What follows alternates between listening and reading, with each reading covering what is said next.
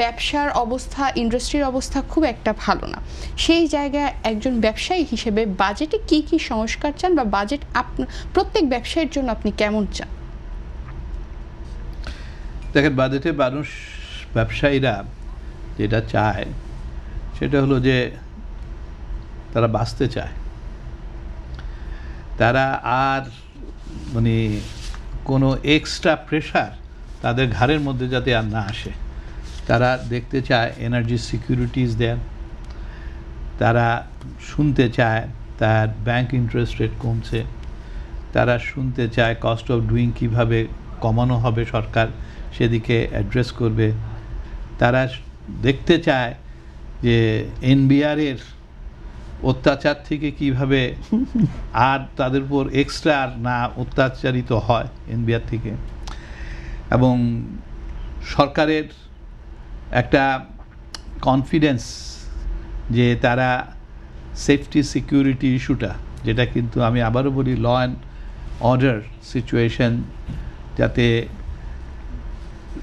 ঠিক মতো থাকে, সেটা যাতে রেস্টোর করতে পারে, সেই নিশ্চয়তা কিন্তু সবাই চায়। তার জানমাল নিশ্চয়তা কিন্তু সে এখন দেখতে চায়।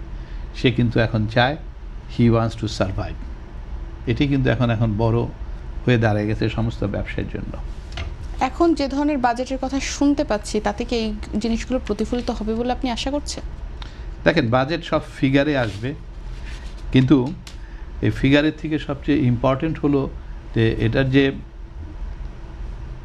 ইমপ্লিমেন্টেশন, সেখানে যাতে কেউ মানে হ্যাসেল মধ্যে না পড়তে হয়, অসম্মানিত যাতে হতে না হয়, সে যাতে সিম্পল ওয়েতে তার যে দায়িত্ব তার প্রতি বর্তাবে, সে যাতে সেটা ডেলিভার করতে পারে, সেটাই কিন্তু ব্যবসায়ী চায়। না, নতুন নির্বাচিত সরকার আসছে, জনগণের সরকার, তাহলে অসম্মানিত কেন হবে?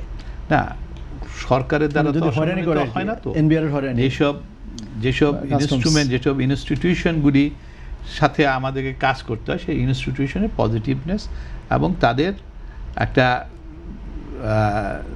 নাইস অ্যাটিটিউড কিন্তু এক্সপেক্ট করে। এখানে বাজেটে কি আপনারা ইন্ডাস্ট্রিকে বাঁচাতে, গার্মেন্টস খাতকে বাঁচাতে আলাদা করে কোনো ভর্তুকি চান? ইন্ডাস্ট্রি বলতে তো খালি গার্মেন্টস বোঝায় না। ইন্ডাস্ট্রি বলতে গার্মেন্টস হলো ওয়ান অফ ইট। হ্যাঁ, পুরো ডোমেস্টিক ইন্ডাস্ট্রি বলেন বা সমস্ত ব্যবসায়ী বলেন, হ্যাঁ, সবাই কিন্তু চায় যে, সবাই বুঝতে পারছে there is a big crisis globally, এবং সবাই কিন্তু তাদের যে যার জায়গার থেকে কিন্তু তারা কোঅপারেট করতে প্রস্তুত।